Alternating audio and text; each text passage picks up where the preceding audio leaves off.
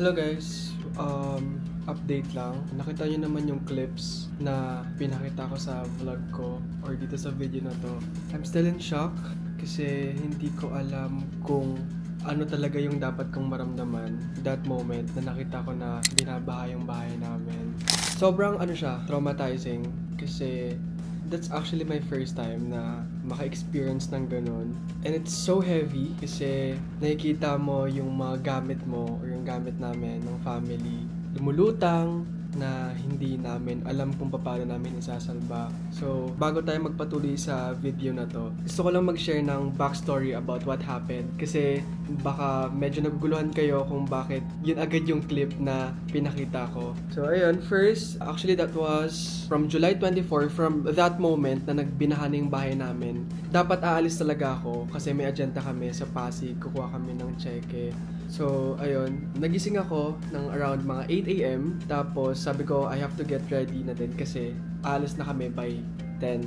So, habang naliligo ako, sabi ko, ba't kinakabahan na talaga ako? Kasi yung ulan talaga, non-stop, as in non-stop talaga yung ulan. Kinakabahan ako kasi yung kotse ko nasa labas, nasa may garahe namin. Iisip na ako kung ititigil ko ba yung paliligo ko and maghanap ako ng parking outside sa village para hindi maabutan ng baha yung kotse ko. So, nag-isip talaga ako. Talagang tinapos ko muna yung ligo ko, tapos after nun, pagkakita ko na yung baha is unti-unting umaangat na dun sa rampa namin or yung sa rampa ng pakotse, sabi ko, hindi, kailangan ko na talaga itong ilabas. So, nagbisa ako, lumabas ako, naganap ako ng parking sa labas na labas. So, that moment, nagpipray na ako sana hindi na siya tumaas kasi hindi namin alam kung anong gagawin namin talaga kung bahay na naman yung bahay. So, ayun, binilisan ko na, nagpark na ako sa labas, naganap ako ng parking kasi nakikita ko na yung tubig, pataas na siya ng pataas and yung ulan nga, sabi ko, non-stop. So, ayun na. Nung na-park ko na siya sa labas, good thing mayroong parking na para sa amin dun sa outside ng village, sa may pinakabungad ng village namin. Yun kasi hindi inaabot ng baha.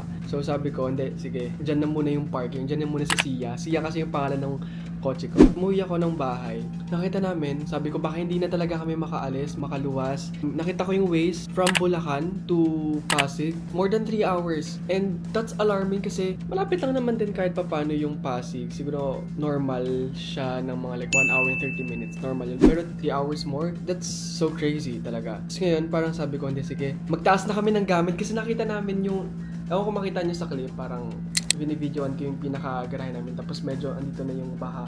Close na sa pintuan namin. So, sabi namin, hindi, kailangan na namin magtaas talaga ng gamit. Tapos, ayun, nung nagtaas na kami ng gamit, that was the time na kailangan namin mag-isip. Kailangan na namin mag-evacuate kasi kasama ko yung nanay ko and ayokong parang, alam mo yung ayokong magstay dun sa bahay na may tubig. Kumbaga, comfort na lang din yung iniisip. So, nag-isip kami ng titira namin or magstay kami for like July 24 to 26 kasi inisip namin, sana by 26 okay na, humupa na. So, pumunta kami sa, alam niyo parang mga traveler na hotel, ganun. Pumunta kami doon. Tapos yun, baha din yung pinuntahan naming hotel sa may baba lang naman. Good thing na lang naman din kasi na yun lang naman din yung baha. So, hindi naman to abutin siguro yung pinakataas. Kasi ang nangyari kasi, sa baba, yung pinaka-parking, tapos sa taas yung pinaka-tutulugan namin, tutuluyan namin. Yung parking, baha din. So, hindi ko mapapark yung kotse ko doon. So, ang ginawa ko, nag-settle muna kami sa taas, nag-ayos muna kami. Tapos, buti na lang si Ate Janina or si Doc JG, may libreng parking dun sa clinic niya. So, ginrab ko na yung opportunity na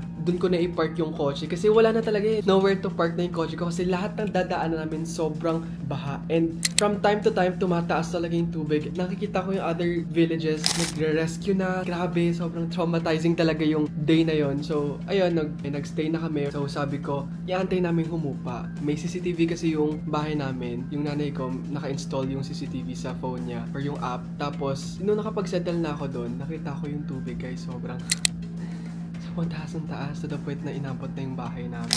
And sobrang stress ako kasi 2 days na ako wala masyadong tulog. Binabantayan ko talaga yung agos ng tubig or yung pagtaas ng tubig. Sabi nga ng kuya ko, yung nanay ko na, wag ko na daw i-check kasi wala naman ako magagawa. I-stressan ko lang din yung sarili ko. Pero I can't help na hayaan na lang yung sarili ko na walang gawin. So sabi ko, hindi, titignan ko talaga to kasi yung gamit ko, guys, makikita nyo sa clip. Inabot na din talaga yung kwarto ko and nakapatong na yung drawers ko and yung bedsheet ko or yung mattress ko ko sa pinaka-patungan. Tapos yun talaga yung pinaka-stress ko kasi bagong-bago yun and ayokong masira yun. So sabi ko, hindi, kailangan ko talagang kailangan ko maging human CCTV. So from time to time, siguro mga 4 AM or 5 AM na din talaga ako nakatulog or hindi ako masyadong nakatulog kasi tintin ko talaga yung phone, yung application ng nanay ko. Tapos 25 ng morning, nag-isip na kami kasi sobrang wala kaming makain, wala kaming tubig, ganyan. Kumbaga, just imagine guys babalik kami sa bahay na binaha. Tapos, pupunta ulit kami sa hotel na pinag-stay namin. Just imagine guys, naglalakad ako from that Traveler Hotel going to our home na siguro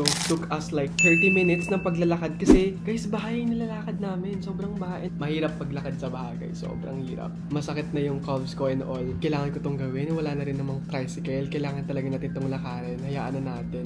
So, kung makikita nyo yung clip, nagkukuha kami ng gamit. Nakita nyo, inaanad na yung namin, yung mga gamit namin. Ito na ata yung day na nakapag-check-in na kami tapos bumalik lang kami ng bahay para kahit pa paano may maisalba kaming gamit. You know, may madala man lang ako extrang underwear kasi wala talaga akong dalang extra underwear that moment. So, umuwi kami tapos we took bangka kasi yung village namin may mga nag-offer doon ng bangka. So, grabe. First time ko din yun ma-experience and kinda kidding aside, ayun, so medyo nakakatakot din kasi baka mamaya ma-out of balance yung baka. So ayun, nakakuha din kami ng gamit, tapos bumalik ulit kami ng hotel. Nakita ko talaga yung bahay. Sobrang stress talaga ako. Sobrang mangiyak-ngiyak ako nung makita ko yung bahay. Hindi ko alam kung anong gagawin ko. Basta sabi namin, taas na lang namin yung gamit. Nakita niyo naman yung bed ng mother ko or nanay ko. Nagsusoak na dun sa baha. So, hindi kailangan na din talaga natin gumawa ng paraan para itaas pa din to. Kasi kung aantayin natin na tumaas pa, magsusoak talaga yung bed. So, ayun, umuwi na kami ng hotel. Kailangan na namin mag-isip ng ibang pag-i-stayan. Naghanap kami sa Airbnb and eto, which is nandito kami sa isang parang townhouse dito. Nag-rent kami dito for like from July 25 to August 8. So sabi ko, siguro that will give us enough time para kapag-prepare and para humupa at mag-die down yung tubig sa village. And dun na yung time na maglilinis na kami. So hindi pa kayo nabigyan ng house tour. Siguro hindi ko alam kung baka mamaya kasi ngayon, ang time check na po is 1:04 PM. Nag-ayos lang ako kasi pupunta ulit kami sa village and I will try my best to take some clips doon ng hindi ko to dadalhin yung camera ko kasi baka malaglag ko sa baha. I can't afford that to happen as well. So ayun, ayoko na bumaha kasi traumatizing talaga siya. So ayun, I'll update you guys maya maya. Alis lang kami ng kuya ko, kuha na kami ng pwedeng maisalbang gamit ulit.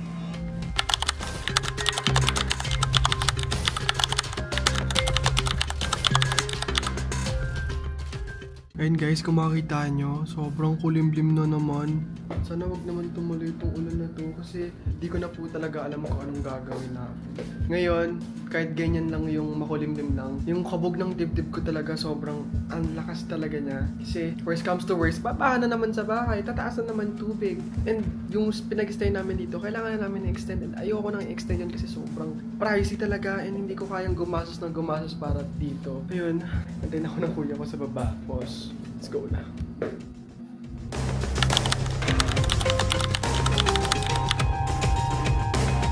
Hi guys, ayun, kakauwi lang namin from galing sa bahay. Yung nakita niyong clip. Tapos, after nun, pumunta lang kami para mag-grocery lang ng konting food. For the rest, yung stay namin dito. Ngayon, gagawa tayo ng coffee. Alam niyo ba guys, may dalawang araw ako hindi nakapagkape ng maaga. So, coffee. And ang cute ng angle ko ngayon. Ay, hindi pa pala ako nakapag-house tour ng in-stay namin ngayon. Gusto ko talagang sanang mag-house tour para makita niyo rin kung anong lagay namin dito. Pero ayun, but before that, let's make coffee muna kasi sabi ko nga, wala pa akong coffee na maayos this past few days. Diyan na yung isang scoop ng coffee. Gagawa ko sa walang gagawa ng coffee. So, easy way lang. Nagkakape kasi talaga ako ng matapang na. Dati kasi I like coffee na mas sweet. Hoy! Anong iniisip ko dyan? Tataktak ko lang naman yung coffee.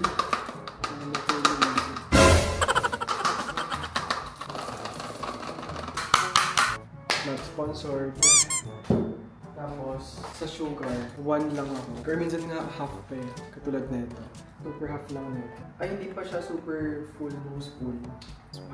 Ganyan lang.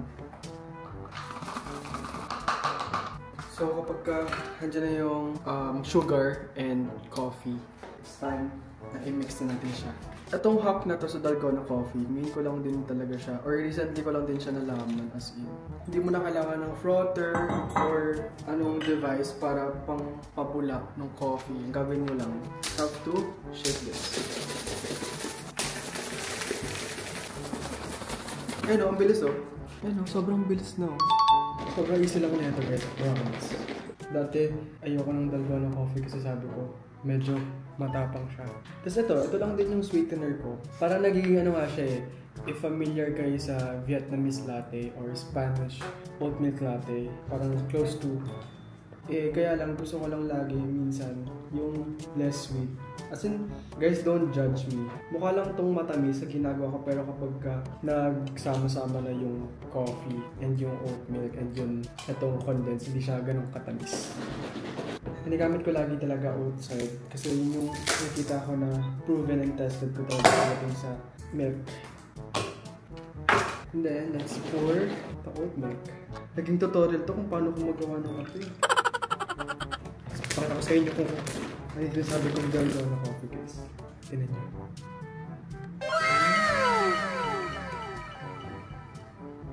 Oh!